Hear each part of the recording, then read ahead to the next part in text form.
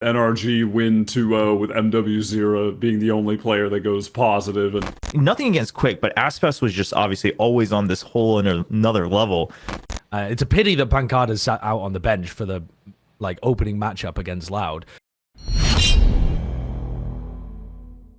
Chegou a sua chance de ingressar no cenário competitivo de Valorant e fazer parte do time Academy da Stellai em uma parceria com a Neverest. As inscrições estão abertas para todos e o seu elo não importa. Você passará por desafios e etapas que testarão seus conhecimentos e sua gameplay, e apenas os melhores serão escolhidos. Um total de 19 jogadores serão selecionados para competir em uma hub personalizada, e ao ser selecionado você terá um coach dedicado para você e seu time. O foco será total no desenvolvimento individual e coletivo dos selecionados, e terá acesso a game house, trabalho especializado com psicólogo, media training e um upgrade no seu hardware e periféricos. O link para você se inscrever estará aqui na descrição. E lembra de usar o cupom SMOKEMID15 em qualquer compra na Neverest.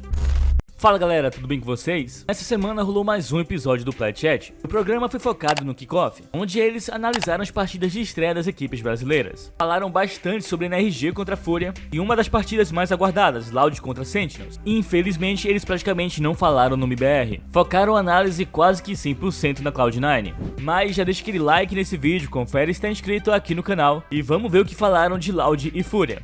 Kurt's picked out some of the best matches of the week, and we're going to go through our preds for them and then talk a bit about justifying our predictions, talking about why they're such big matches, that kind of thing. So let's just launch straight into the first one. I think this is the first game that's being played across the entirety of the year. First game of the season, NRG versus Furia, which is a great way to kick things off. Where are people gone with this one? Surely it's a guarantee. Yeah. This is a great way to see NRG win 2-0 with MW0 being the only player that goes positive, and it's about to be 13-9, 13-7. You know what I feel mean? like Furia, this season, all I'm looking for, I think we've talked about this before, but it's just MW0 beat the allegations of being the one player who goes double positive while the entirety of his team sits on their thumbs and goes double negative while trying to support him, and they promptly lose. I feel like it's such a curse with teams of this core that stuff like that is always happening, and you're really hoping they'll break it.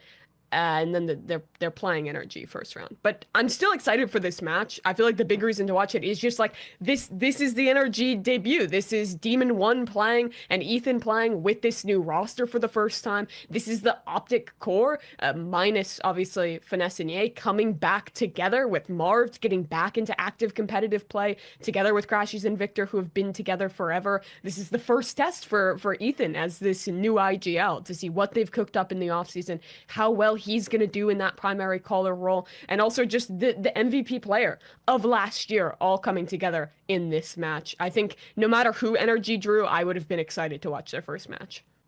I have a lot of faith in Victor is going to play Raze and have very good initiator support, and Demon 1 is going to go play Chamber and go crazy.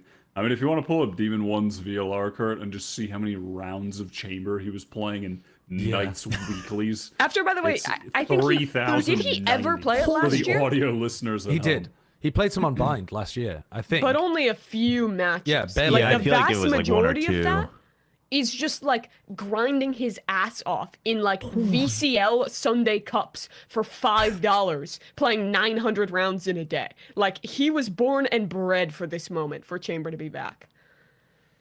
Yeah. Jeez. I did not realize that number was so high. 3,090 is insane in probably 6 months or a year or whatever. That's crazy. But yeah, I mean, I think that's the most exciting part, right? Is that this core and the coaching has always been exciting to watch for meta shifts. And then now, obviously, return of Marv, and then Ethan and Demon 1. It's just gonna be exciting no matter what. Even if it's a one-sided game, I think I should be excited if you care about Pro Valorant and the meta shift and what we have to look forward to. So yeah, I mean, NRG I think is going to be a very fun team to watch. All right, so let's move on to something that is a little more even. I think we might even be split on the predictions here, because I think this has to be match of the opening matches. Loud versus Sentinel. Match of the week. Loud versus Sentinels. One Sentinel. Ooh. It's only me going for Loud. Man. Okay. Oh, oh man, it's so funny because when I was doing my picks, I just knew that Josh would pick Loud, and I was like, well, I'm split really 50-50, and I just wasn't sure if I wanted to make this vote half and half or not. But for me, I mean, here's the thing: is that I think Loud's going to need more time to really gel. I mean, I think they're always going to be a top tier team. I think in the long run, right, they're always going to be a world beater team. But in the opening match against Sentinels, like, they have been looking so good. Obviously, you guys have talked about it. I've talked about it, you know, whether it's AVL or other off-season stuff. And it's not like they're lacking in the firepower department, I would say. And, you know, especially nothing against Quick, but Aspas was just obviously always on this whole another level. So not having that to deal with from Sentinel's side, I think is huge. Their calling has looked better and better. It's just Sentinels has shown us everything that you would have wanted to see from a team that needed to improve to like jump that tier, the IGLing, the overall tone and mannerism. And if this was like a BO5 and it's like a double limb, then I would probably favor Loud just because of the mentality they've always been able to show under Sadok's leadership. But it's not. It's an opening match. So I think that, you know, Sentinels with the vibes and everything, they're just going to carry it through. Yeah, talk about vibes.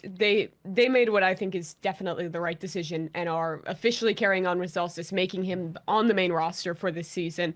And holy shit, if someone is going to bring the vibes, it's going to be this guy. He's so good at getting a team energized, at kind of being a secondary caller, an emotional leader to help out the team. I think we've really seen this squad start to gel with John QT's style and is getting to a place where the team is finally working. And well, there's, you know, there was all the weirdness behind the scenes of Pancata being dropped and or not being dropped, being benched and all of that, which kind of adds another layer to it. But I do feel like this roster has just been playing so well in the off season, and with the early momentum of it being the first match, I have to have more faith in them than the new build Loud.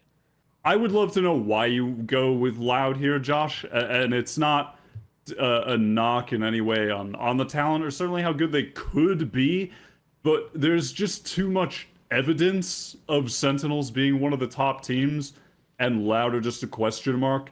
So I've gone safe, which typically that's your move, boring and safe. So Yeah. I want to know why you've not gone with boring and safe.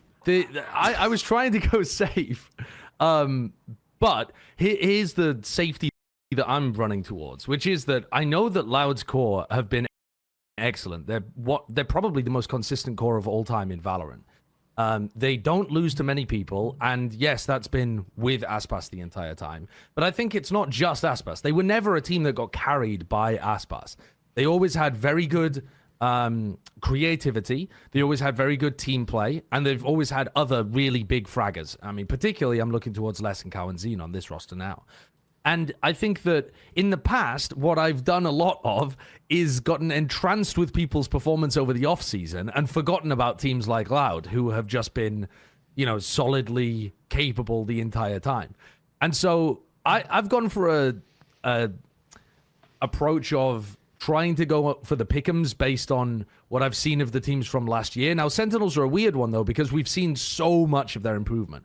We know that it wasn't just a flash in the pan in one tournament. We know that they've made serious improvements, serious role changes, created an identity. They're going to be way better than they were last year. I think it's super reasonable to pick Sentinels in this opening game. I think it's really reasonable to have Sentinels going all the way to Madrid, even, if that was your pick throughout the pick'ems. But I'm going to give Sadok the benefit of the doubt here and just believe in him until we see the Empire crumble, essentially. Sure. Because I feel like he's deserved it at this point. He's deserved at least some bald idiot believing in him, even if the rest of you don't. Like, I think Sonic and Les, absolutely you trust him, and I think Cow and Zine as an individual and is somewhat as a team member, I think it's totally valid to trust in him. I just don't know if, based on what we've seen from Sentinels during the offseason, if Tui's and Quick can be like at that level as well to provide that consistency. Like, that's where I kept leaning back towards Sentinels, right? Is that, okay, sure, reasonable. like, I think Les and Sadok are always going to hold their ground. They're always going to be able to beat anyone else on the other team, whether it's, you know, in a 1v1 or in the mind games.